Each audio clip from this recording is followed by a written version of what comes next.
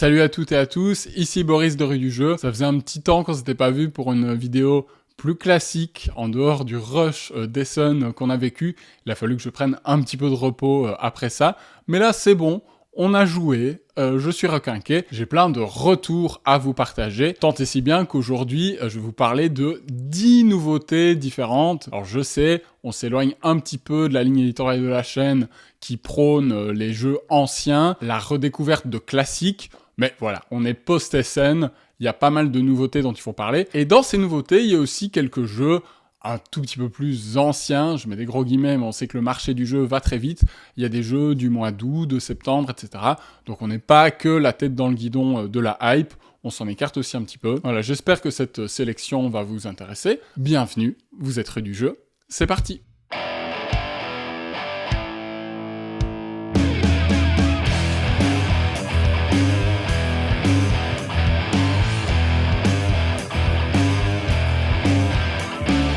Avant de vous parler du premier jeu, je voulais vraiment vous remercier une nouvelle fois pour tout votre suivi pendant notre dispositif spécial d'Essen.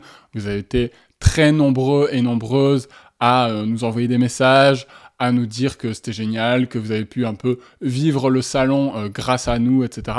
Ça faisait super chaud au cœur, vraiment. Du coup, mes nombreuses heures de sommeil en moins m'ont paru moins douloureuses après ça. Ça me faisait plaisir de savoir que vraiment vous étiez réceptifs à ce qu'on vous proposait. Et je suis content aussi d'avoir partagé ça avec d'autres camarades autour de moi, que ce soit Mounir, Benjamin, Samuel, Chloé. Je suis content qu'ils aient pu un peu agrandir le spectre de Rue du Jeu, que ce soit pas tout le temps moi qui vous parle face caméra, sans avoir aucun autre point de vue. Je vous rappelle rapidos que le Ko-fi est toujours là si vous souhaitez me soutenir avec un petit coup de pouce financier.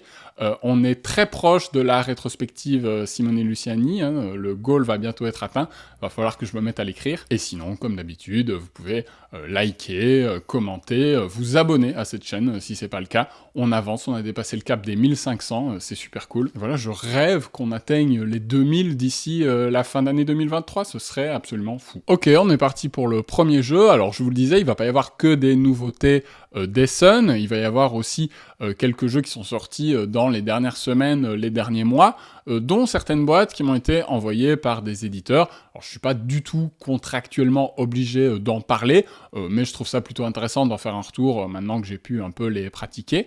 On commence par Terra Nova, donc l'espèce de version plus accessible de Terra Mystica. Donc merci à Super Meeple pour l'envoi de cette boîte de Terra Nova, c'est plutôt cool. Alors Terra Nova, je suis content de me l'être fait envoyer par l'éditeur, parce que clairement, c'est jamais un jeu que j'aurais acheté par moi-même.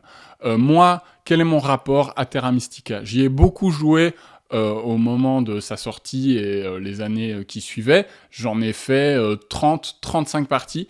C'est un jeu que j'ai adoré, ça a été un des jeux experts qui a vraiment forgé mon goût pour le genre.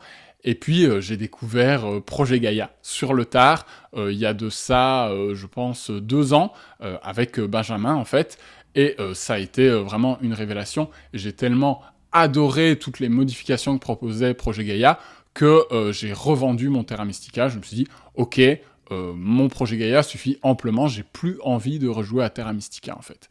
Et puis est arrivé Edge of Innovation, dont j'ai pu faire que 2 parties pour le moment, mais dont les nouveautés, les propositions supplémentaires de draft de factions, etc., la ressource des livres en plus, etc., tout ça me fait dire, ok, il y a suffisamment de viande en plus, il y a suffisamment d'ajouts intéressants, appétissants, pour que ça vale le coup. Ça fait pas tout à fait doublon avec un Projet Gaïa, c'est pas les mêmes sensations de jeu.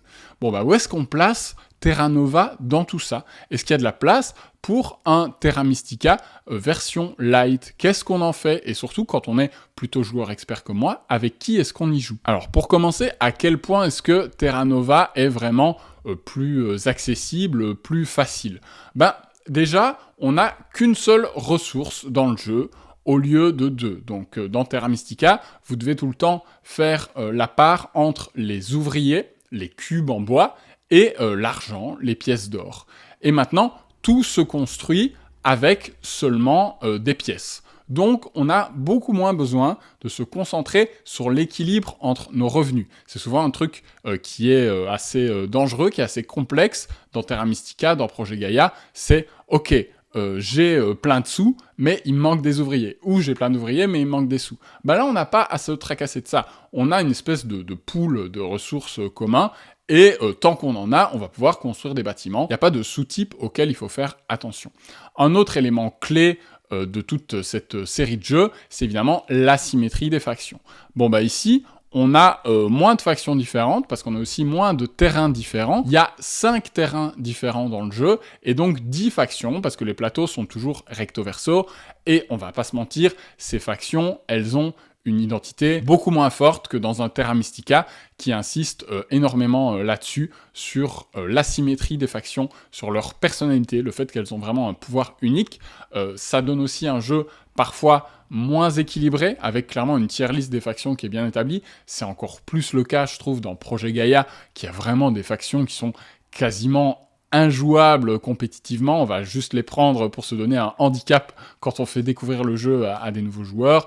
Je pense aux Lantida, je pense aux Glean, etc., qui sont assez faibles. Bon bah ici, on est sur quelque chose de beaucoup plus lisse. Les factions ont des petits pouvoirs à la marge. Par exemple, on va scorer des points quand les autres vont construire tel type de bâtiment, etc.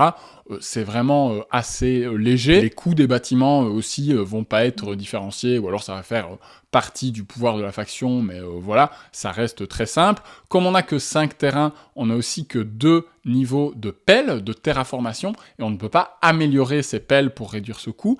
Donc tout ça, c'est des options en moins. On a moins de choses sur lesquelles se concentrer, et du coup, on rentre évidemment beaucoup plus vite dans le jeu. Pour autant, le jeu n'oublie pas de garder des éléments essentiels de l'ADN, de l'identité de Terra Mystica, notamment le système de pouvoir, qui fonctionne grosso modo à l'identique. Donc quand vous gagnez cette ressource, il faut d'abord qu'elle passe du bol 1 au bol 2, puis du bol 2 au bol 3, pour être utilisable, et donc vos revenus ne sont pas immédiats, ils sont différés, il faut bien gérer ce cycle de pouvoir.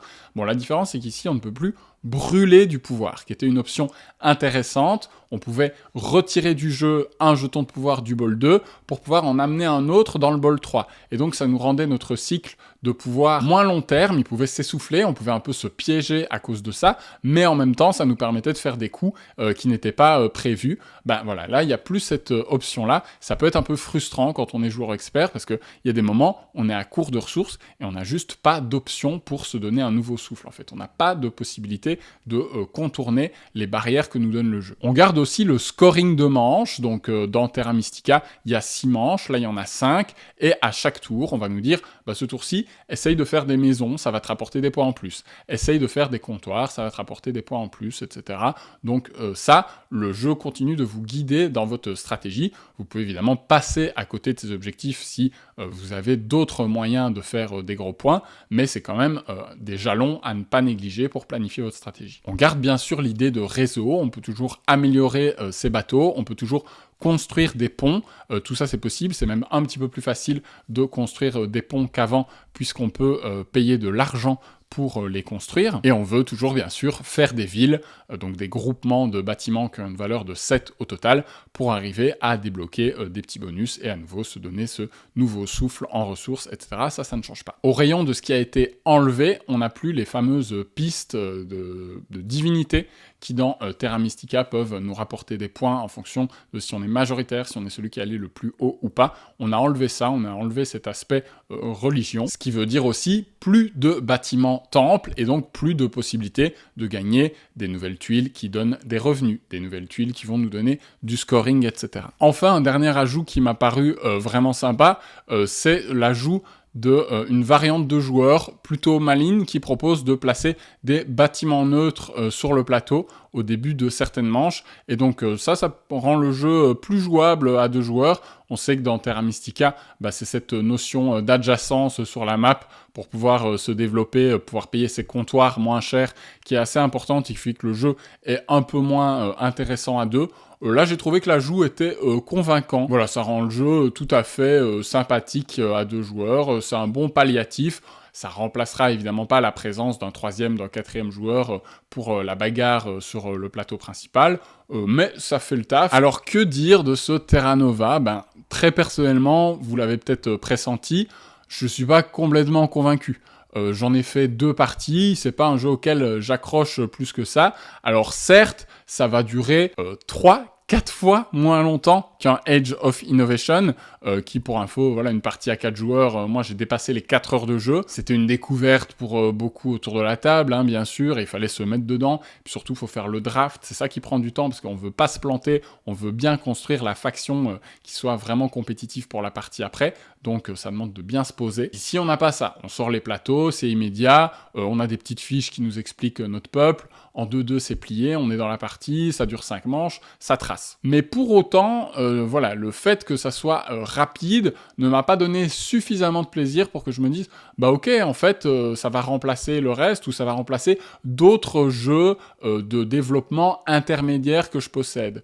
Donc franchement, pour moi, qui connaît l'expérience de Terra Mystica, qui vient de toute cette richesse-là, et qui a goûté à toute la complexité ou toute la nouvelle ouverture comme propose Age of Innovation, avec le monument Projet Gaïa qui reste dans mon top 5 de tous les temps, bah, au milieu de tout ça, c'est compliqué pour Terra Nova de se faire une place me concernant, et je pense que, en fait, y jouer me donne juste envie de jouer aux autres titres de la série, même si je crois que je préfère quand même rejouer à Terra Nova que rejouer à Terra Mystica, puisque Terra Mystica, j'en ai un peu fait le tour, j'ai fait mes 25-30 parties, je préfère la fraîcheur que vient m'amener Terra Nova, qui certes est moins profond, mais a des nouveaux peuples, etc., du fait de sa nouveauté. Maintenant, ça veut pas dire que je déconseille le jeu, et clairement, je suis pas langue de bois avec ça, mais je pense que si on veut, et c'est l'évidence, hein, mais un marchepied vers Terra Mystica, Terra Nova fait bien le taf. Si le but c'est vraiment ça, c'est initier au concept du cycle de pouvoir, au concept de l'amélioration de bâtiments, des revenus qui se débloquent quand on pose des bâtiments sur le jeu, etc. Si le but c'est vraiment de donner les fondamentaux de ce système de jeu pour ensuite emmener vers Terra Mystica, vers Projet Gaïa, voire vers Age of Innovation, le jeu remplit tout à fait son taf. C'est juste que moi, j'ai pas besoin de ça, parce que les joueurs autour de moi sont déjà passés par ces étapes. Donc quelque part, il arrive un peu tard. Si on avait eu les jeux dans un autre ordre, probablement que mon ressenti aurait été différent. Et après, si vous n'avez pas encore de jeu de développement, de placement de ce style-là, intermédiaire, initié dans votre ludothèque, celui-ci peut très bien faire le taf. C'est juste que moi, j'en ai déjà plein. Et pourquoi celui-là plutôt qu'un autre, alors qu'il me rappelle juste la richesse des autres opus et qui me frustre, qui me donne plutôt envie de jouer à cela plutôt qu'à lui-même, ben voilà, c'est ça qui pêche pour moi. Mais clairement, ça vaut le coup de vous pencher dessus. C'est pour ça que j'ai bien fait la liste quasi exhaustive des différences pour vous donner toutes les clés, pour vous dire, ok, moi, ça peut se faire une place dans ma ludothèque.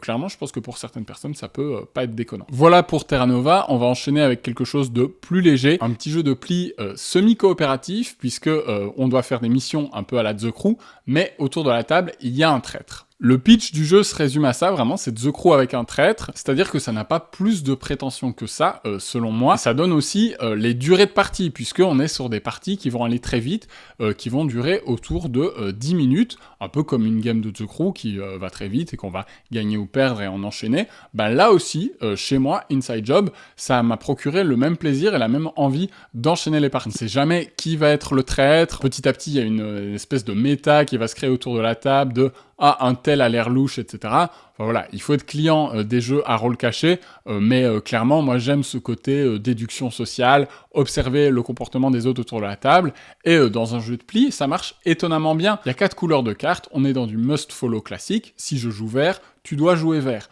Sauf si tu es le traître. Si tu es le traître, tu as le droit de jouer une autre couleur, tu as le droit de tricher, tu as le droit de transgresser cette règle du must-follow. Tu peux jouer du rose, du bleu, du jaune, t'es pas obligé de suivre ma couleur. Et ça, c'est rigolo parce que ça donne une composante mémoire. Et évidemment, cette mémoire, elle va se faire collectivement, en discutant, en charriant, en disant « Mais attends, tantôt, tu nous as juré que t'avais pas de vert, t'as fait échouer la mission en jouant du jaune, alors qu'en fait, t'en avais puisque tu viens d'en jouer maintenant. » Du coup, le traître doit être plutôt sur ses gardes, ou alors vraiment essayer de bluffer, etc. Les autres doivent faire attention aussi, on se surveille autour de la table. L'autre twist rigolo, c'est que le but des joueurs qui sont en coopération, c'est de faire des missions, vraiment à la The Crew, donc toutes les cartes doivent avoir une valeur supérieure à 7. La première carte du pli doit être de la même couleur que la troisième carte du pli. Ok, évidemment, on n'a pas toujours la bonne main pour aller avec ces missions, et ça crée des suspicions aussi, parce que on peut jurer qu'on est de bonne foi, qu'on n'a juste pas les bonnes cartes. C'est pas moi, c'est la faute au donneur, mais on peut très bien être en train de mentir comme un arracheur dedans et essayer de bluffer tout le monde. Et l'autre twist rigolo, c'est que quand on gagne un pli, on gagne une mallette. Et le but du traître est d'arriver à un certain nombre de mallettes. Du coup, dès qu'un joueur est à 4 mallettes sur les 5 qu'il faut remporter, il n'est plus question qu'il gagne un pli, sauf si on l'accorde une totale confiance, mais c'est quand même rare. Et donc ça crée des micro-alliances, etc., qui se délitent ensuite et tout. Vraiment, pour moi, en l'espace de 10 minutes, un quart d'heure, il se passe quelque chose autour de la table. Alors, moi, je suis pas un inconditionnel des jeux de pli, je suis pas du tout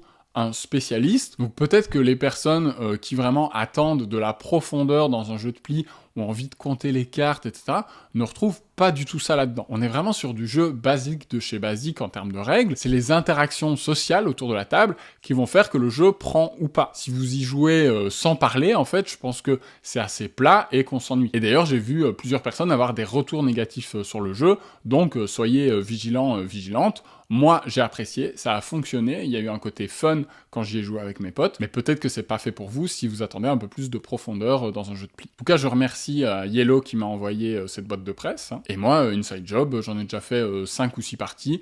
Je trouve qu'à partir de 4 joueurs, ça fonctionne bien. Et je continuerai à le sortir régulièrement si je veux un petit jeu de cartes fun, avec une expérience rôle caché, déduction de l'identité de chacun. On enchaîne sur un jeu plus expert, et là j'annonce, c'est le jeu qui m'a le moins plu de la vidéo. Vous le savez peut-être déjà si vous traînez un peu sur le groupe des ludistes francophones de Cube en Bois. Alors Barcelona est une nouveauté qui m'a été envoyée par notre boutique partenaire Golden Meeple, donc je remercie Cédric et la boutique Golden Meeple pour cet envoi. Allez faire un tour sur Golden Meeple, vraiment leur offre est au taquet. Là, il y a plein de nouveautés d'Essen qui sont déjà là, avec des prix, carrément, il y a des réductions, il y a des promos sur certains jeux, il y a du moins 10%.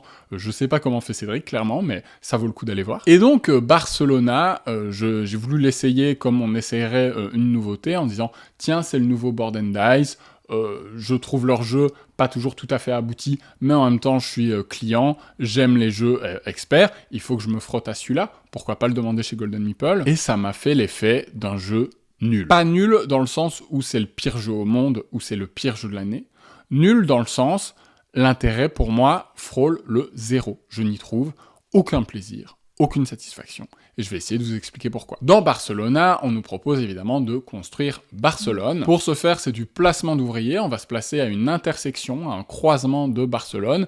Donc, on va pouvoir, de cette façon, avoir accès à 2 à 3 actions en fonction de comment on s'est placé. Donc, verticalement, horizontalement, et peut-être aussi une action dans la diagonale. Et on va pouvoir résoudre ces actions dans l'ordre qu'on veut. Ces actions, elles sont de nombreux types différents. Je vais pas rentrer dans les détails, mais on peut gagner des ressources, on peut poser des rues sur le plateau qui vont nous faire gagner des points, on peut construire des bâtiments qui vont nous faire un gros scoring et des petits effets bonus. Voilà, il y a, je sais pas, au moins 10, si pas 15 actions différentes dans le jeu, mais elles sont relativement faciles à appréhender, ça va. À part l'action du tram que j'ai trouvé super alambiquée et pas du tout élégante, mais passons. Et puis une des propositions majeures du jeu, c'est que vous ne posez pas un seul ouvrier, vous posez 2 ouvriers qui sont empilés, et en fonction des alignements de couleurs d'ouvriers qui se font sur le plateau central, quand on reproduit un certain pattern de couleurs, on va pouvoir construire un bâtiment niveau 1, niveau 2, niveau 3, améliorer un bâtiment qui est déjà là en le faisant monter de niveau, et ce faisant, on va ramasser les citoyens de couleur qui étaient posés,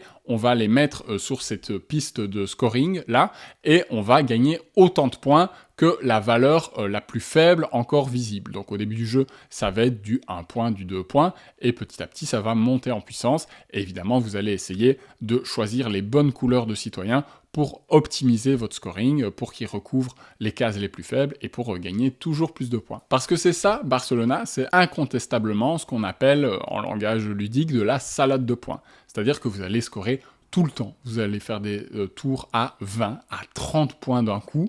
Vous allez gagner des points quand vous posez une rue, vous avancez sur des pistes, quand vous construisez des bâtiments. Vous allez gagner des points à tous les tours, globalement, à peu de choses près. Mais c'est pas ça en soi qui me dérange, c'est plutôt toute la vacuité du gameplay qu'il y a derrière. Déjà dans le jeu, il y a plusieurs éléments qui me semblent gadgets, qui me semblent dispensables et qui rendent le jeu touffu pour pas grand-chose. Même si c'est pas un jeu compliqué, hein. Les règles sont en soi assez simples, assez abordables, c'est juste que ça dégueule un peu dans tous les sens. J'ai le même ressenti que pour les jeux Garphill Games qui me paraissent trop boursouflés, donc des éléments dans tous les sens, mais qui ne justifient pas leur présence dans le gameplay, qui sont là juste pour ajouter des trucs en plus.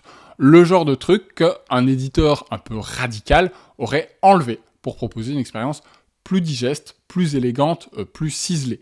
Je pense notamment à la piste Sagrada, qui est insipide, qui moi ne me procure aucune excitation. C'est vraiment, on monte sur cette piste, on gagne un cadeau parmi 4.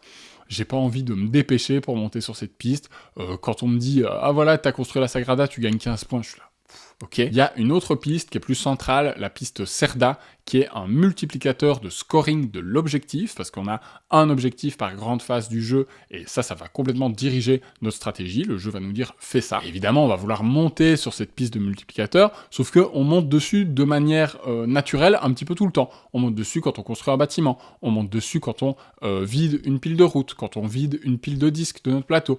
Et il y a tellement de montées tout le temps que ça me semble un peu artificiel, et ça rend les coups pénibles à optimiser parfaitement, parce que, en fait, quand on est déjà au maximum sur cette piste, et qu'on préférerait garder nos montées pour plus tard, les délayer un petit peu, bah du coup, on se rend compte qu'on gagne une nouvelle montée sur la piste, ça nous embête, on préférait la garder pour plus tard, du coup, il faut rollback, c'est l'enfer de revenir en arrière dans ce jeu, donc, du coup, on se retrouve à s'en foutre, à se dire que c'est pas grave, mais moi, en fait, ça me désinvestit complètement du jeu, d'avoir tellement de micro-éléments dans tous les sens, que c'est trop compliqué à optimiser, et surtout ça ne m'amuse pas, ça ne m'intéresse pas de les optimiser, du coup je laisse tomber. Et le détail qui tue dans le genre gadget, c'est les 5 points que tu gagnes quand t'es premier à construire dans une ligne. Ça c'est tellement anecdotique que je l'ai oublié dans les 2 parties que j'ai fait. Oui, j'ai fait 2 parties à 2 joueurs, et je vois pas la tension que ça amène, la course que ça amène, parce que ça se lisse en fait. Si un joueur obtient un des bonus, bah, le suivant va avoir un autre des bonus de 5 points, donc ça n'a pas de sens. Si le jeu avait été développé correctement, je suis sûr qu'ils auraient enlevé ce truc-là. Alors ensuite, on m'a dit sur les réseaux sociaux que Barcelona était un jeu feldien, notamment pour le côté salade de points, mais aussi pour le côté action dans tous les sens, etc. Donc un jeu typiquement Stefan Feld, et vous le savez, j'aime beaucoup Stefan Feld, du coup, moi je suis absolument pas d'accord. Pourquoi ? Parce que les actions ne sont pas imbriquées entre elles dans Barcelona. Elles fonctionnent de manière indépendante. Tu peux débloquer plusieurs actions à la chaîne, c'est un peu lourd à calculer, et tu te rends compte à la fin de ta séquence qu'il te manque une pièce pour dérouler tout le processus comme tu veux. Et moi, ça me donne une sensation d'usine à gaz, ça me fatigue. Et je suis pas frustré pour autant, parce qu'il existe toujours une option quelque part, il y a toujours le moyen d'arriver à tes fins en fait. T'es jamais vraiment bloqué, t'es jamais vraiment en manque de ressources, tu peux toujours un petit peu tout faire, c'est juste que le défi intellectuel, c'est d'arriver à faire le plus de points possible, à éclater les 300-400 points en faisant bien les choses exactement dans l'ordre parfait. Mais en fait, si tout est tout le temps possible tout le temps, moi j'ai aucun plaisir à accomplir quoi que ce soit. Je suis pas fier de mes actions, parce que j'ai la sensation que je pourrais toujours faire mieux, en fait, en prenant 5 minutes de plus pour calculer bien mon tour parfaitement. Sauf que j'ai pas du tout envie de prendre ces 5 minutes supplémentaires et de faire attendre mon adversaire, j'ai envie que ça soit fluide, et à l'inverse, là, quand c'est le tour de mon adversaire, je m'ennuie, je m'en fiche de ce qu'il fait, en fait. Parce que quasiment dans tous les cas, il peut faire ce qu'il veut, derrière, j'aurai une opportunité de construire un bâtiment. Si elle est pas là, je pourrais me la créer. S'il me prend la place où je voulais me mettre, bah c'est pas grave, je peux en trouver une autre qui me convient. Dans les jeux de Feld, je dois surveiller ce que fait l'autre. Pas dans tous, mais dans une majorité. Dans Carpe Diem, je dois prendre la tuile que mon adversaire convoite, sinon ça va être horrible, il va s'envoler au score. Je dois du coup décoder l'objectif qu'il a prévu de faire et le contrer en permanence là-dessus, dans le contre-draft de tuiles. C'est important pour gagner. Dans l'année du dragon, je vais regarder les ressources dont les autres ont besoin pour les bloquer sur le placement d'action. Dans Barcelona, je m'en moque, vraiment, je ne m'intéresse pas à ce que font mes adversaires. Ici, la tension, elle réside dans le moment où on va déclencher le scoring de manche. Est-ce qu'on va le déclencher un peu plus tôt pour que notre adversaire n'ait pas le temps de l'optimiser à fond, en fonction des couleurs de citoyens que tu vas utiliser avec les constructions. Mais franchement, c'est assez téléphoné, c'est-à-dire que si tu peux déclencher la fin de manche et faire en sorte que les autres marquent moins de points, bah, tu vas le faire en fait, tu vas pas te poser la question. Donc moi je trouve l'espace décisionnel du jeu assez plat et linéaire. Même s'il y a plein de possibilités, Le vrai but du jeu, c'est vraiment trouver l'action qui va me faire scorer 23 points au lieu de 12. Et ça, franchement, ça m'emmerde. Et on en vient au dernier point, et le plus important, c'est les sensations de jeu. Barcelona ne me procure aucune excitation. Oui, le jeu marche. Non, c'est probablement pas le pire jeu de l'année. Il y a des jeux moins bons, et je comprends qu'ils plaisent. Et je pourrais passer 45 minutes à faire une liste des points positifs et négatifs pour tendre vers une espèce de neutralité factice, mais ça serait vous mentir en fait, parce que ça serait malhonnête vis-à-vis de mon ressenti, parce que le plaisir de jeu que Barcelona me procure frôle vraiment le zéro. C'est pour ça que j'ai envie de dire que c'est nul. Pas parce que c'est intrinsèquement, indiscutablement mauvais, c'est pas ça, mais parce que moi, personnellement, je passe 1h30 à enchaîner les coups, sans être investi. L'enjeu que me propose l'auteur, c'est est-ce que je vais passer en x3 ou en x4 sur le scoring de la manche. Je fais ce que le jeu me dit de faire, je déroule, mais je m'ennuie. Et clairement, pour moi, ça manque d'interaction frontale, ça manque de tension. Par exemple, si je construis par-dessus mon adversaire, c'est juste des opportunités en plus, mais lui, ça lui enlève rien. Alors que le jeu manque déjà très peu de contraintes. Donc voilà, dedans, il y a des bonnes idées, les croisements qui te permettent de faire les actions autour, l'idée centrale des couleurs de citoyens, etc. C'est pas mal, c'est assez intéressant, j'avais pas spécialement vu ça ailleurs, mais franchement pour moi ça ne suffit pas à faire un bon jeu. Et tant mieux si vous aimez Barcelona, je suis content pour vous, je suis pas là pour vous dire vous avez tort, clairement chacun a le droit d'aimer les jeux qu'il veut, il y a pas de souci, mais je pense que si vous aimez les jeux épurés, tendus, interactifs, je suis à peu près sûr que Barcelona n'est pas fait pour vous. Mais n'hésitez pas à me détromper dans les commentaires si c'est le cas, le débat est ouvert. J'enchaîne sur une nouveauté de chez Yellow, alors c'est pas un envoi presse cette fois, je vais aller très vite dessus parce que c'est un jeu enfant, mais vraiment c'est tellement top qu'il fallait absolument que je vous en parle. Fluffy Valley, c'est un jeu de Théo Rivière et Maxime Rambourg, dont on va reparler plus tard dans cette vidéo, et c'est une espèce de placement d'ouvriers pour enfants, en coopératif, et j'en parle même si c'est un jeu enfant parce que clairement, ça faisait longtemps qu'un jeu enfant ne m'avait pas fait autant la sensation d'être fait aussi pour les adultes. Et vraiment, le jeu a suffisamment de profondeur et de subtilité pour que l'adulte ne s'embête pas, très sincèrement. Et ça, c'est assez rare pour être signalé. Et en même temps, Fluffy Valley, c'est un vrai jeu pour enfants, ne serait-ce que dans son matériel, parce que c'est tout choupi. Je vous dis, on place des ouvriers, on va pas mettre des petits meeples, on va prendre des petits chiens de prairie, comme ça, en plastique, en 3D, et on va les placer dans ces différents trous qui sont sur le plateau. Chacun va nous permettre de réaliser une action différente. Concrètement, on essaye de récupérer des ressources pour pouvoir remplir son terrier. Donc on veut des baies, du miel, de la paille. Si on parvient à remplir tous les trous avant un certain nombre de manches, on a gagné la partie. Pour ce faire, on va envoyer nos petits chiens de prairie aller chercher des baies, on va piocher dans un sac, on va aller récupérer de la paille, on va choper ces différentes ressources. Et le côté très malin du jeu, c'est que, évidemment, quand un emplacement est pris, on ne peut plus y aller, le trou est pris par un autre chien de prairie, et d'autre part, quand un chien de prairie a été déjà déplacé au cours de la manche, il est mis la tête en bas pour nous indiquer non seulement qu'on ne peut plus se placer là, mais aussi qu'on ne peut plus bouger ce pion-là. Et c'est qu'une fois qu'on aura placé les 4 chiens de prairie, qu'on va pouvoir les replacer droit, on va tirer un événement négatif, ça peut être un blaireau qui vient nous piquer nos baies dans notre terrier, ça peut être un aigle qui nous donne un pion de moins à jouer au prochain tour, etc. Ou les belettes qui vont rendre inaccessibles certains emplacements. Et au prochain tour, ce chien de prairie, je ne peux pas le laisser, évidemment, à l'endroit où il est. Je dois le déplacer ailleurs.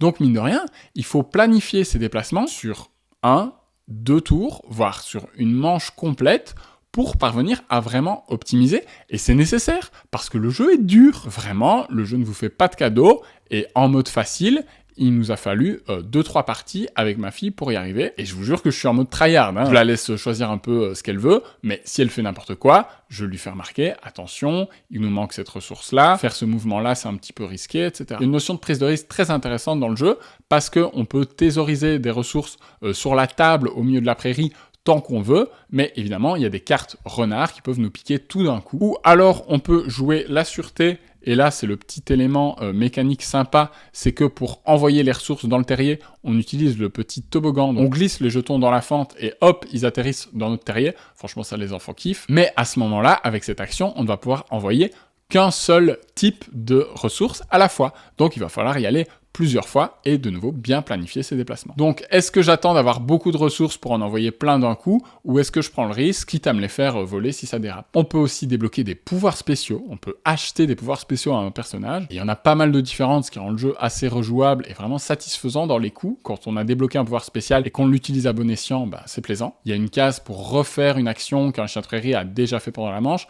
Vraiment, il y a juste ce qu'il faut pour que ça soit profond et intéressant pour l'adulte, pour que l'enfant puisse appréhender le concept de placement d'ouvrier qu'il connaît certainement pas, et en même temps, le jeu est simple, il est épuré. Donc l'enfant comprend très vite qu'il faut qu'on essaye de récupérer des baies, et que s'il nous manque des baies dans le terrier, pourquoi ne pas prendre un chien de prairie pour aller chercher des baies? Ça, l'enfant le comprend par lui-même. Donc vraiment, il y a une espèce d'alchimie parfaite qui fait que c'est le meilleur jeu enfant auquel j'ai joué cette année pour l'instant. Et croyez-moi, je joue à beaucoup de jeux enfants. Il y en a beaucoup qui sont très mauvais. Donc ça fait plaisir vraiment d'avoir un jeu qui soit à la fois nickel du point de vue du matériel, ce qui est souvent le cas des jeux enfants, mais qui propose aussi des règles intéressantes, une mécanique intéressante, qui en plus a le bon goût de vulgariser une mécanique ludique incontournable et de la rendre accessible à des enfants. Franchement, chapeau. On attaque les nouveautés d'Essen. Vous avez glissé dans une des vidéos que j'étais passé le vendredi au salon sur le stand d'Inpatience, donc la maison d'édition de Shadi Torbet, l'auteur de l'Univers, donc Onirim, Sylvion, Stellarion, tous ces jeux-là. Et non seulement la discussion était très agréable et ça débouchera peut-être sur une rétrospective Inpatience un jour, parce que j'apprécie vraiment la cohérence éditoriale de ces jeux. J'en parlais à propos de Castellion, qui est un de mes jeux solo préférés.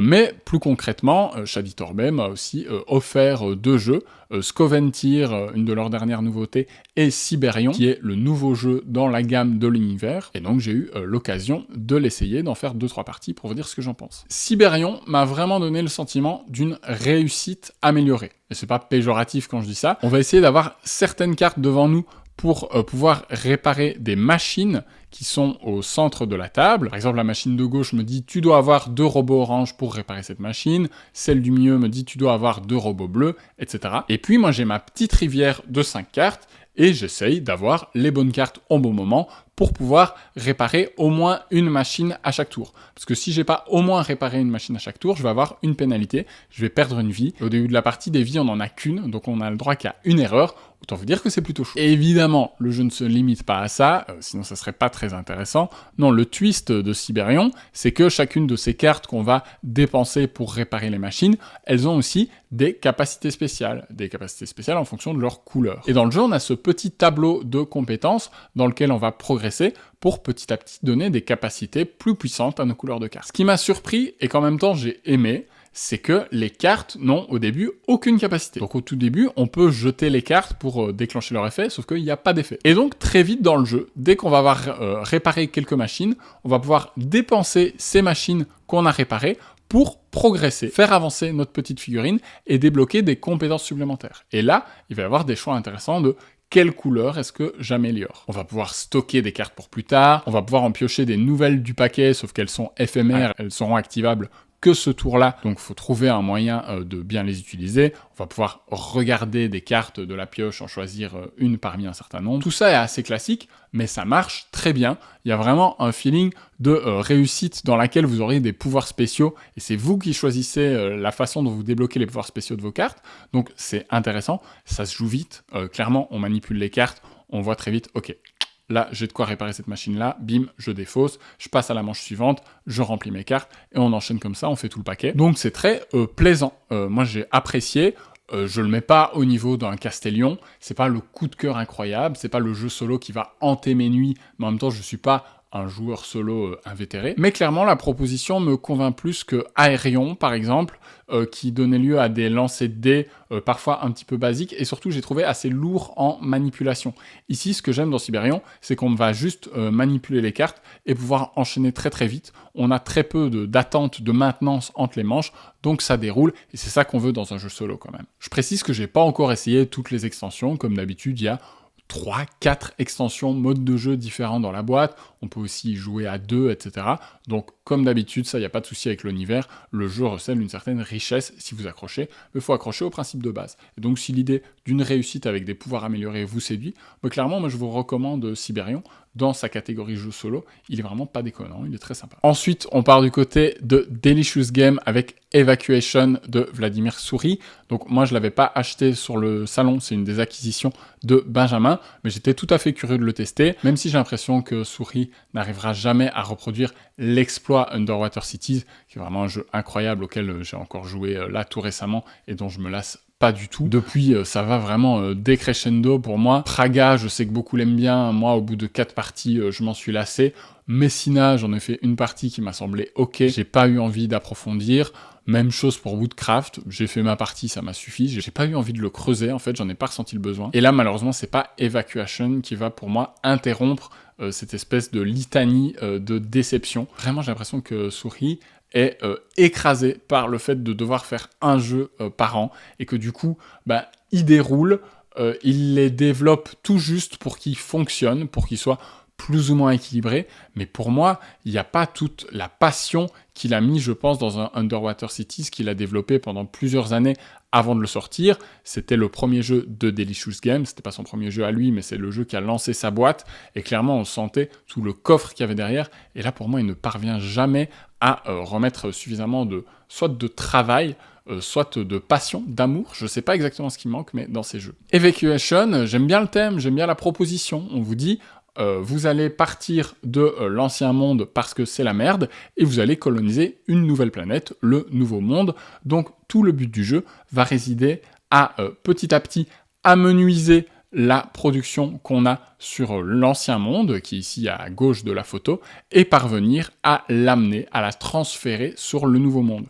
Du coup, il va falloir parvenir à gérer la transition entre la baisse d'une production d'un côté et l'augmentation de l'autre côté, sachant qu'on gagne, grosso modo, ça dépend du mode de jeu, mais on gagne en ayant une production qui soit équilibrée sur le nouveau monde, en parvenant à être à peu près égale partout, en ne négligeant pas une des 3 ressources du jeu. Pour nous faire ça, le jeu nous propose un système de points d'action, c'est-à-dire qu'on va pouvoir faire techniquement autant d'actions qu'on veut dans une manche, sauf que ça va être de plus en plus cher en énergie, donc il va falloir bien planifier, et pour ce faire, on va poser des cartes actions dans des colonnes de notre plateau, colonnes qui vont représenter 1, 2, 3 ou 4 points d'action, sachant que plus on dépense de points d'action, plus on va pouvoir faire avancer notre marqueur sur cette espèce de frise qui va d'un monde à l'autre après. Donc si on a par exemple dépensé 14 points d'action au cours de la manche, on va pouvoir avancer nos 2 jetons de 14.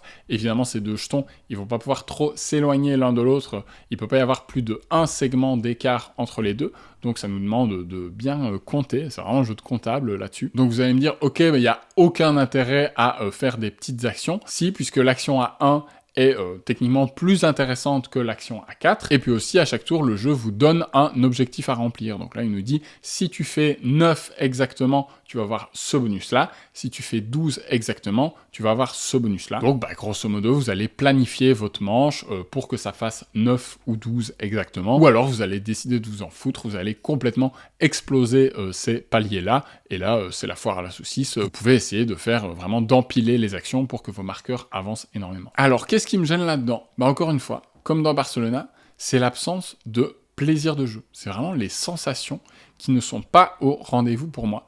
Le jeu fonctionne, mécaniquement, je comprends le puzzle qu'il me propose. Je comprends qu'il me dit, ok, agence tes actions, planifie-les pour que tu aies assez d'énergie pour les déclencher, pour que tu arrives pile à 9, pile à 12. Calcule les mouvements de tes petits pions pour qu'ils soient bien placés pour la manche d'après. Mais en fait, tout ça, c'est assez linéaire, c'est-à-dire que je vais faire ce que le jeu attend de moi, et à chaque partie, l'objectif va être le même. Le chemin par lequel je vais passer pour gagner va être le même.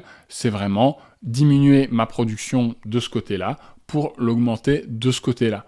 Est-ce que ça m'excite de faire ça ? Moi, pas vraiment. J'ai l'impression qu'à chaque partie, on va se retrouver à faire les mêmes choses, plus ou moins dans le même ordre, et on n'a vraiment pas ressenti autour de la table, pourtant on était 3, on n'a pas ressenti de tension de course. C'est-à-dire que sur le nouveau monde, les emplacements sont extrêmement nombreux, et que même à 3 joueurs, peut-être que c'est un petit peu plus tendu à 4, encore faut-il vouloir y jouer à 4, il y a beaucoup d'emplacements. franchement, on se gêne pas trop. D'autant plus qu'il y en a toute une série qu'on peut se réserver si on s'est bien placé sur la frise autour du plateau et que c'est pas le cas de nos adversaires. Ben là, on est tranquille. On sait qu'on va être le seul à pouvoir aller sur l'emplacement avec 2 soleils parce que les autres n'ont pas ce prérequis-là. À partir de là, qu'est-ce que le jeu nous propose?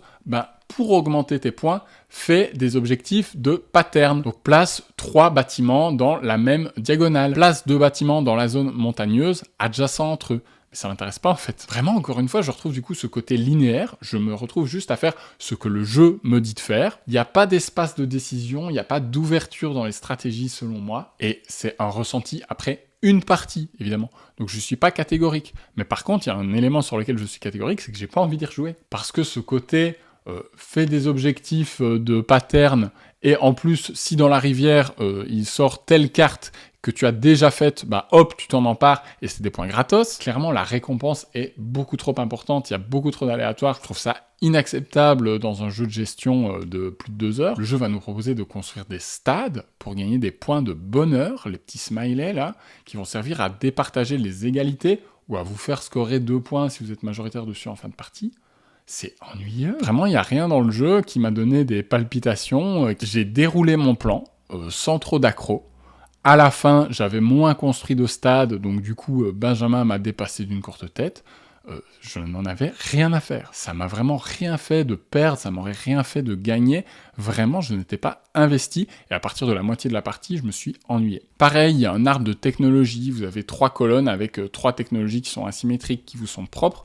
Mais du coup, pareil, c'est assez attendu. Tu repères une colonne qui t'intéresse, qui fonctionne dans le plan de jeu, dans ce que le jeu te dit de faire, et tu vas la faire dans l'ordre, de bas en haut. Vraiment, il n'y a aucun élément qui a suscité mon intérêt. Alors oui, le jeu a d'autres modes que le mode course qu'on a pratiqué. Oui, le jeu a un mode avancé avec des cartes actions différentes qui ont des effets supplémentaires, etc. Mais je pense vraiment pas que ça va complètement changer mon avis sur l'aspect central du jeu. L'objectif sera le même, la façon d'y arriver sera la même, et clairement, ma vie est trop courte pour que je reperde à nouveau 2 heures pour essayer de me dire « Ah oui, effectivement, c'est un peu mieux ». Donc clairement, personnellement, j'ai pas envie d'y aller. Après, si vous êtes curieux, si vous êtes fan de Vladimir Souris, si vous avez aimé ces dernières propositions, pourquoi pas, allez-y, faites-vous plaisir, mais moi, j'y reviendrai pas, et c'est pas du tout la nouveauté d'Essen que je vous recommande en priorité. Toujours une nouveauté Essen, mais un petit peu plus légère, Dracula versus Van Helsing, l'autre jeu de Théo Rivière et Maxime Rambourg dont je voulais vous parler dans cette vidéo. On est sur un petit jeu à 2 joueurs chez Mandu Games, avec une édition plutôt très chouette. Déjà des illustrations de Weversen Santiago, j'en avais déjà parlé dans ma vidéo préparatoire des scènes. Puis une édition plutôt nickel, avec ces petits chevalets pour placer ces tuiles qui sont des espèces de cartes, mais un petit peu plus épaisses, on dirait des tuiles en fait au feeling. Tout tient bien dans la boîte, c'est bien compact. Il y a un petit insert en forme de cercueil. Bon voilà, c'est rigolo, ça vaut ce que ça vaut. Mais parlons du jeu. Dracula versus Van Helsing. C'est un jeu d'affrontement, mais pas vraiment asymétrique. Alors certes, on va pas avoir exactement le même but en fonction de qui on incarne. Dracula doit survivre, il a 12 points de vie et il doit parvenir à garder ces 12 points de vie pendant 5 tours d'affilée, où il doit parvenir à transformer 4 villageois en vampires dans le même espace du plateau, et Van Helsing doit tout simplement tuer Dracula. Pour parvenir à leur fin, les 2 personnages ont la même façon de jouer. Les cartes ne vont pas être différentes en fonction de notre personnage, c'est une pioche commune. En fait, c'est très simple, on a ce village qui est découpé en 5 emplacements. Il y a 4 humains dans chacun de ces emplacements qui vont potentiellement devenir des vampires, et on a 5 cartes devant nous. Chaque carte est associée à un emplacement. Donc tout à droite, c'est pour l'emplacement le plus à droite. La deuxième carte correspond au deuxième emplacement, etc. À la fin de la manche, on abattra nos cartes et on va s'affronter selon un principe très simple. Il y a une couleur qui a été définie comme étant la couleur d'atout. Ici, c'est le vert. Il est supérieur à toutes les autres couleurs.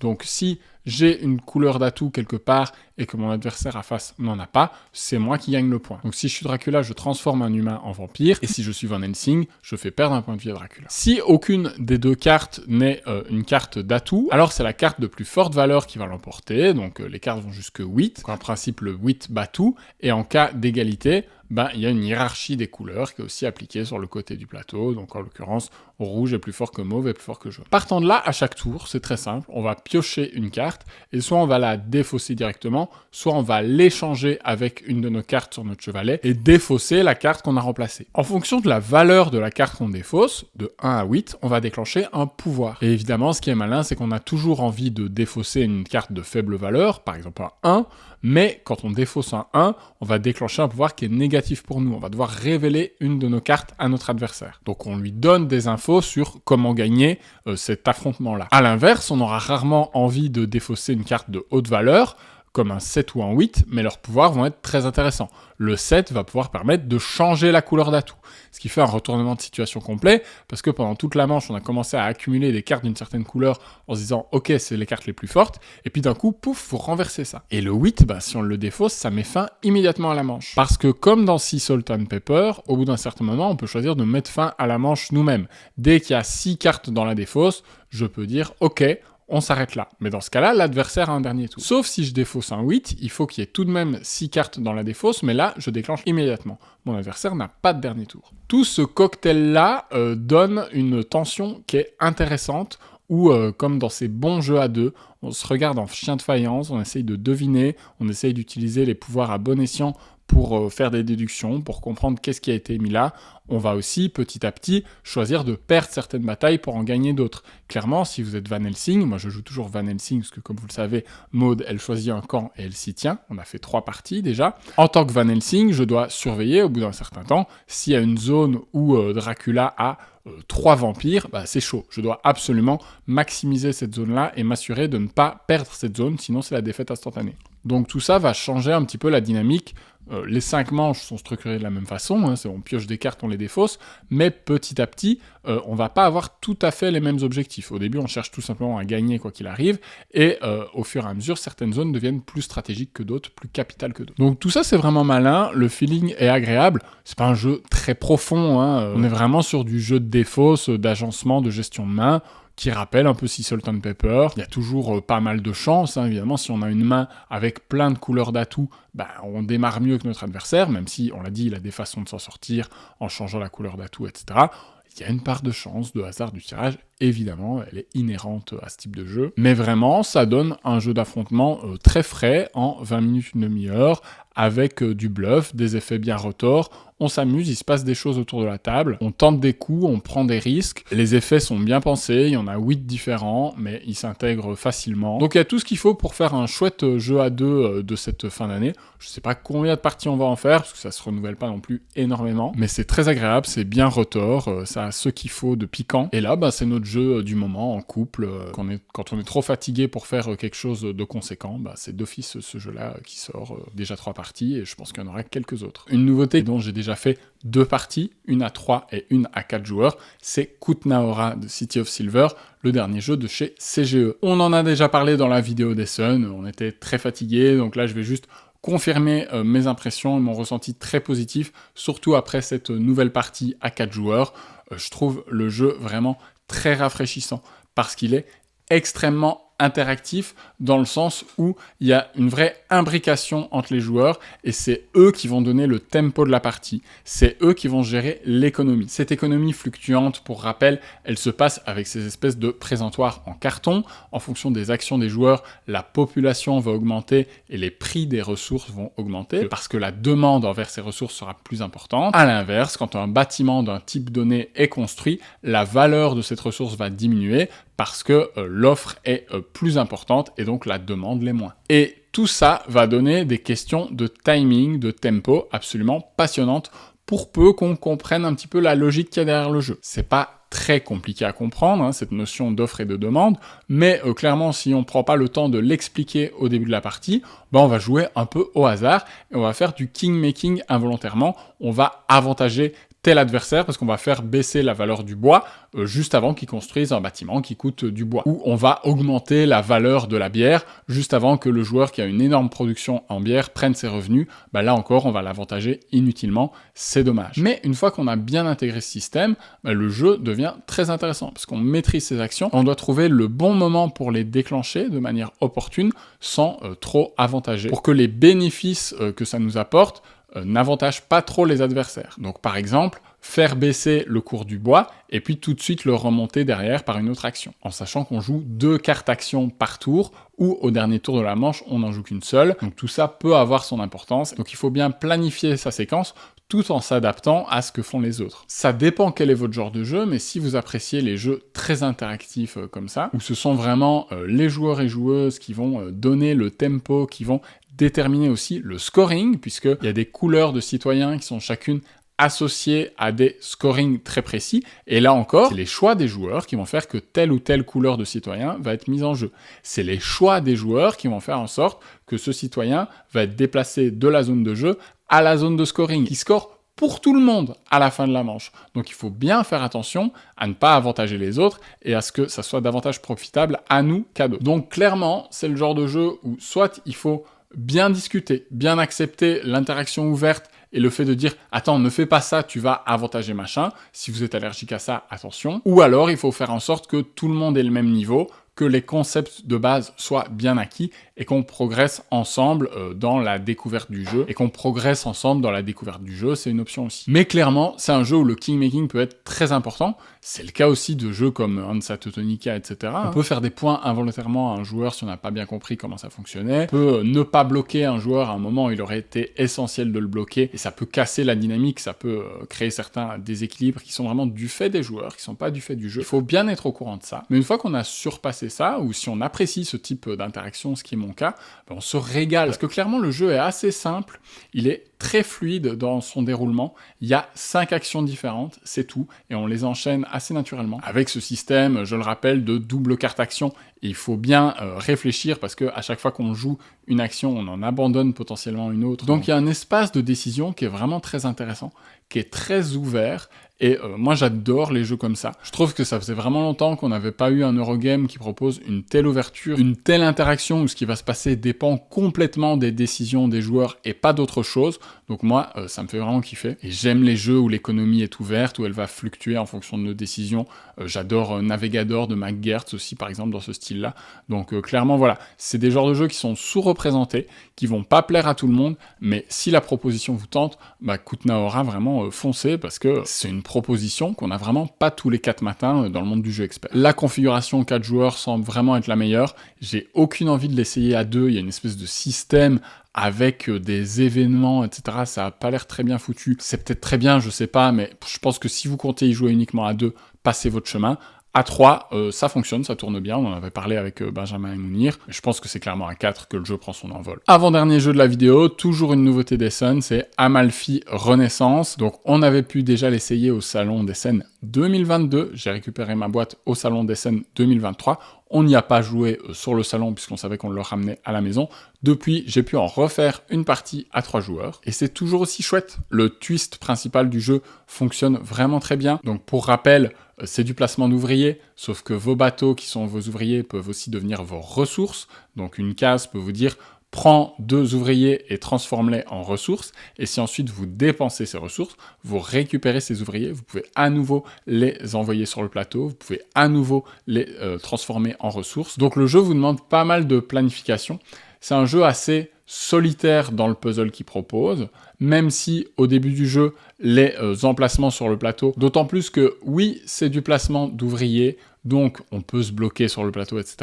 Mais en même temps, le jeu propose le même nombre d'emplacements à 2, à 3 ou à 4. Donc clairement, si vous y jouez dans les configurations basses, que je déconseille pas nécessairement, hein, je pense que c'est un jeu qui peut être très plaisant à 2, mais on est sur de l'open bar, et donc vas-y, tu peux faire un peu tout ce que tu veux, tu vas dérouler, fais-toi plaisir et score plein de points. Si on est plus nombreux, effectivement, ça va être plus tendu sur les emplacements du plateau commun, on va peut-être un peu plus se surveiller pour voir qui a besoin de quoi, mais en même temps, c'est moins vrai à mesure que la partie avance, puisqu'on va pouvoir récupérer toute une série de destinations privées, donc c'est ces tuiles mauves qui vont pouvoir arriver chez nous, un petit peu comme dans Ultimate Railroads, c'est des actions que seuls nous, on pourra faire. Que la différence principale avec Ultimate Railroads, c'est que les tuiles de chef de gare qu'on peut récupérer dans Ultimate Railroads, il y a une grosse tension pour les obtenir, surtout si vous jouez à 2, si vous voulez pouvoir en recruter une, il faut impérativement que vous soyez premier joueur, sinon l'autre va vous la piquer, c'est presque obligé, c'est presque certain. Ici, il y a une rivière de 5 tuiles en permanence, quand il y en a une qui est prise,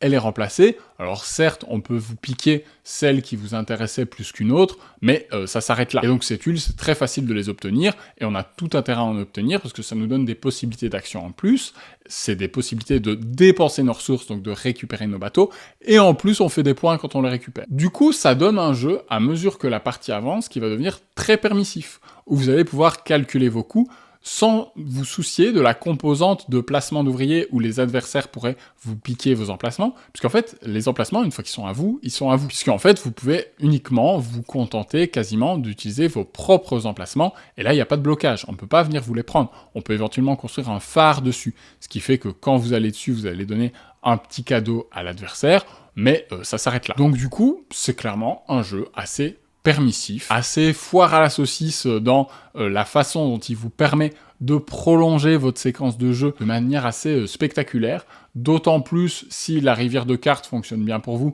parce qu'il y a un petit côté opportuniste, hein. Si on récupère la bonne œuvre au bon moment, qui nous donne ce bonus, qui nous permet de nous relancer, etc., on va pouvoir dérouler des coups beaucoup plus longtemps que nos adversaires, qui vont peut-être un peu s'embêter pendant qu'ils auront passé leur tour et qu'ils n'auront plus rien à faire. Donc il faut le savoir, c'est pas un jeu à la barrage où il va vous manquer une ressource, c'est pas un jeu à la année du dragon où vous allez souffrir des embûches que le jeu vous met dans la tronche. Non, c'est un jeu pour vous faire plaisir. Alors vous allez pouvoir vous bloquer si vous n'avez pas compris comment fonctionne vraiment le moteur et le coût des bateaux où il faut les transformer en ressources, puis les récupérer, puis les retransformer en ressources, etc. dans une boucle pas infinie, mais qui peut vraiment se prolonger très longtemps. Il faut peut-être une manche pour comprendre ça, mais si vous êtes habitué des jeux experts, clairement ce twist, vous l'intégrez assez vite. Il est très chouette, c'est ça qui fait l'identité du jeu. Mais voilà, c'est pas du tout un jeu pour les personnes qui aiment la tension, le côté coupe-gorge, on n'est pas là-dedans. C'est pas un jeu uniquement tactique pour autant, il y a une grande part de planification stratégique en début de partie et d'analyse de setup, puisque le jeu va vous donner 4 objectifs de manche. La manche 1, tu vas scorer sur ceci, la manche 2 sur cela, etc. Donc, vous devez vous préparer mentalement à accomplir ces trucs-là dans cet ordre-là. Et le jeu va vous donner aussi des objectifs de rapidité qui vous récompensent si vous avez fait tel nombre de phares en premier, si vous avez fait tel nombre d'œuvres, etc. Donc là, il y a une course là-dessus, et ça peut faire un différentiel significatif. Donc c'est un très bon Eurogame, très agréable, qui va vous procurer des bonnes sensations, qui a un contenu assez riche avec ses personnages qui vont vous donner des pouvoirs, certains permanents, certains scores en fin de partie, certains ont des actions déclenchables une fois par manche, etc. Donc il y a plein de possibilités. Là pour le coup, on va pas s'ennuyer, le plaisir de jeu va être immédiat, c'est un jeu feel good, on va pouvoir faire plein de choses, ça va être explosif, et c'est à celui ou celle qui parviendra le plus à dérouler plein d'actions, à ce que ça se déclenche dans le bon ordre, mais on est sur une proposition beaucoup plus élégante qu'un Barcelona, par exemple. Il y a moins de règles, ça va beaucoup moins dans tous les sens, c'est plus ramassé. Clairement, c'est du haut niveau dans les sorties Eurogame de cette année. C'est vraiment un bon jeu. La proposition ne sera pas pour les joueurs hardcore, hard fun, etc. Peut-être qu'on peut un peu casser le jeu. Il y a une vidéo intéressante de Meeple on Fire sur le sujet. Mais clairement, j'en suis pas encore à ce stade-là. Et je sais qu'on va encore prendre du plaisir à le sortir dans toutes les configurations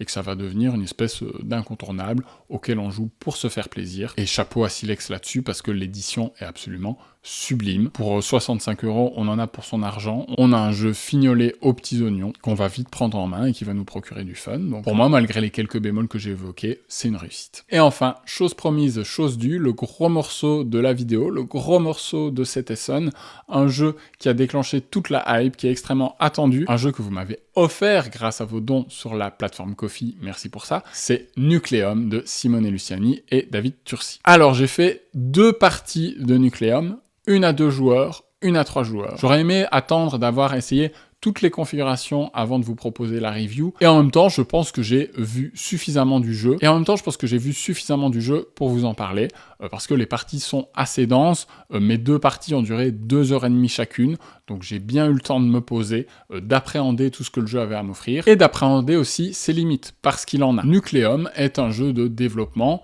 qui a, on l'a beaucoup dit, une filiation d'une part avec Barrage pour le côté production d'énergie, objectifs à remplir, construction de bâtiments, emplacement limité sur la carte, etc. Et en même temps une filiation avec Brass pour le côté réseau, acheminement de ressources. Voilà, il y a même plusieurs règles qui sont littéralement en commun avec Brass, donc les joueurs connaisseurs de Brass seront pas paumés. Et en même temps, je vais le dire tout de suite, et là je salue le camarade Laurent Lecomte qui m'a amené à cette réflexion, on n'est pas sur un jeu de réseau.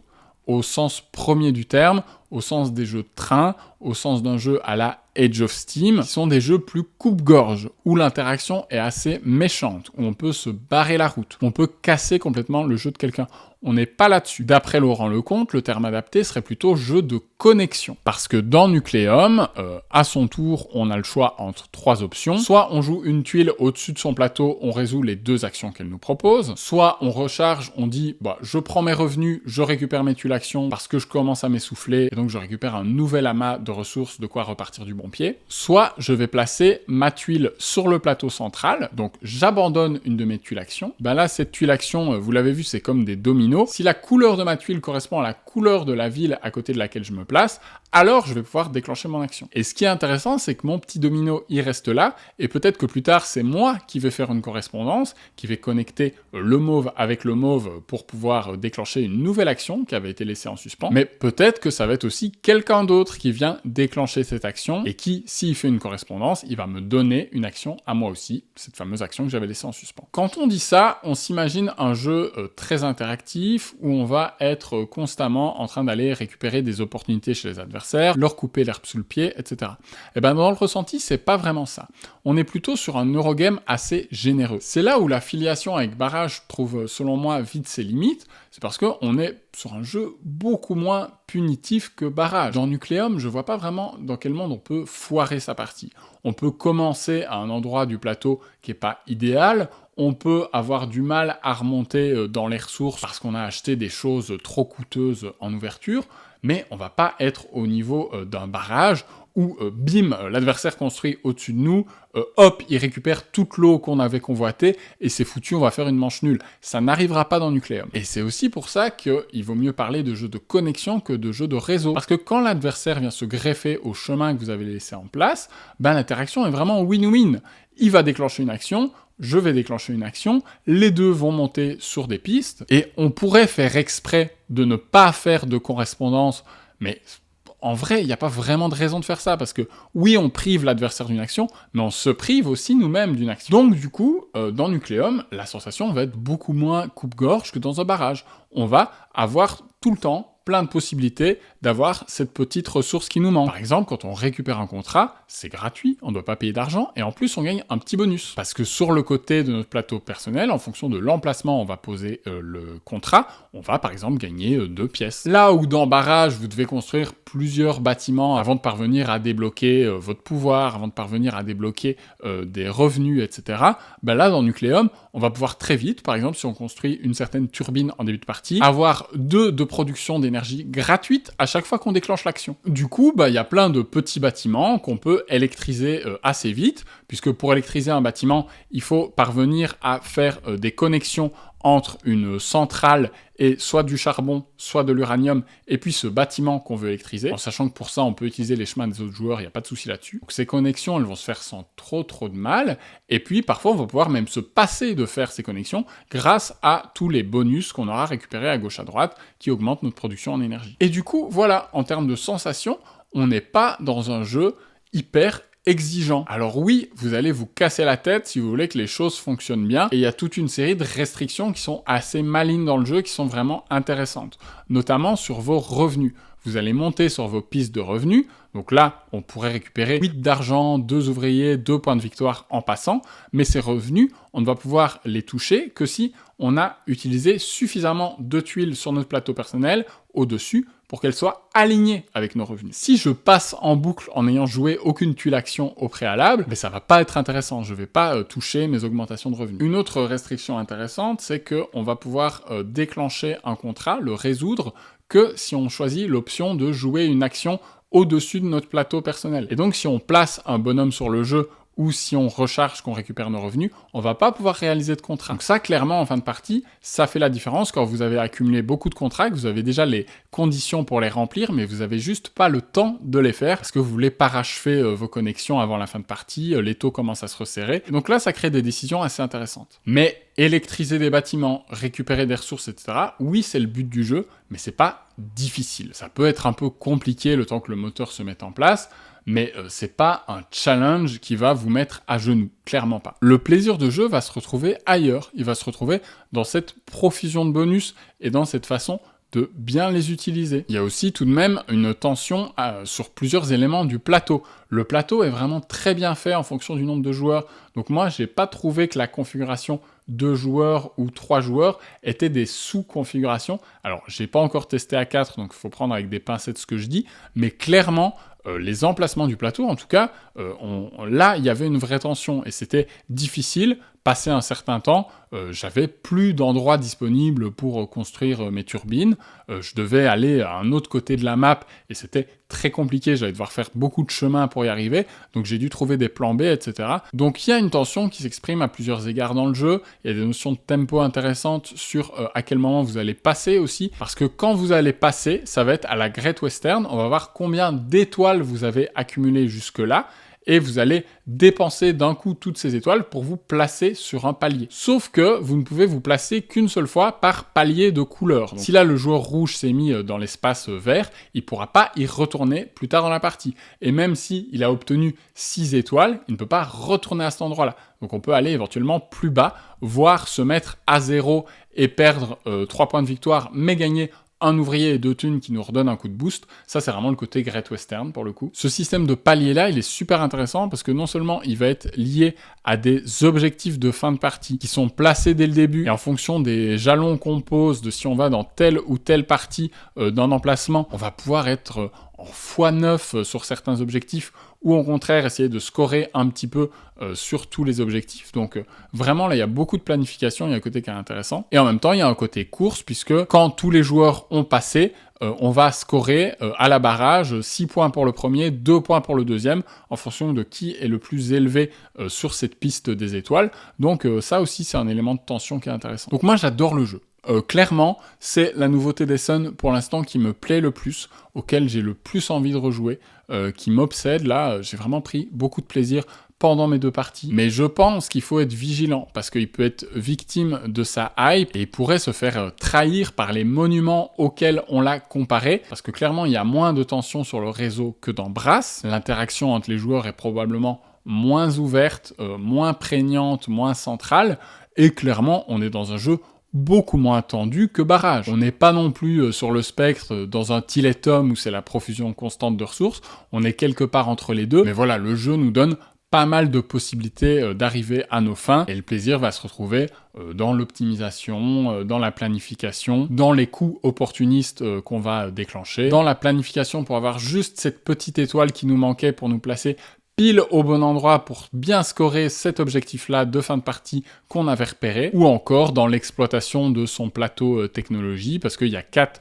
pistes de technologie différentes, asymétriques, et là, c'est très intéressant aussi. Il y a des technologies qu'on a envie de faire très tôt, parce qu'elles vont nous donner des bonus permanents, mais ponctuels quand on déclenche certaines actions. Par exemple, je gagne 1 sou quand j'électrise un bâtiment. Et on va débloquer aussi, plutôt en fin de jeu, des technologies très balèzes qui vont soit nous scorer beaucoup de points de victoire, et là aussi ça va être une planification stratégique, soit nous donner un gros cadeau one-shot, par exemple, tu produis à plus 4 d'énergie, et là on retrouve ce côté foire à la saucisse. Donc Nucleum n'est pas pour tout le monde, ce n'est peut-être pas l'Eurogame qui va mettre tout le monde d'accord, mais moi, je m'éclate à y jouer. Les sensations ne sont pas celles d'un barrage, ne sont pas celles d'un brass, mais elles sont agréables, elles demandent tout de même de surveiller nos adversaires. Il y a plein de petits détails appréciables, le jeu me semble, à première vue, plutôt bien équilibré. Je salue vraiment les configurations 2 et 3 joueurs qui restreignent comme il faut le plateau pour qu'on se marche dessus. Et j'ai hâte de l'essayer à 4 joueurs et de continuer à y jouer, tout simplement. Moi, ça faisait longtemps qu'un Eurogame m'avait pas enthousiasmé comme ça. Mais encore une fois, si vous voulez un vrai jeu de réseau tendu, coupe-gorge, c'est pas celui-là. Ne vous attendez pas à ce que Nucleum remplisse cette mission, ce sera pas le cas. Et voilà pour ces 10 nouveautés, donc il y avait un petit peu de tout. Évidemment, qui dit nouveauté, dit jeux sur lesquels j'ai pas énormément de recul. J'ai 1, 2, voire 3 parties de ces jeux, donc voilà, mon avis peut être amené à évoluer. J'ai essayé de vous donner mon ressenti de la manière la plus honnête qui soit, en prenant bien garde à décrire pour qui les jeux étaient faits et n'étaient pas faits. J'espère que ça vous a plu, je préfère donner trop d'infos que pas assez. Si vous appréciez mon travail, n'hésitez pas à liker, à commenter pour me dire ce que vous avez pensé de ces nouveautés, ou me parler des autres jeux que vous avez essayés et font bondir votre petit cœur de joueur ou de joueuse. On se donne rendez-vous bientôt pour une prochaine vidéo, je vais doucement commencer à travailler sur la nouvelle rétrospective. D'ici là, jouez bien à des nouveautés réécouter ou rejouer à des vieux classiques, hein, ça fait jamais de mal. À bientôt, ciao! When I'm done, chilled to the bone, I hear its voice over the phone. I can't resist, I must go.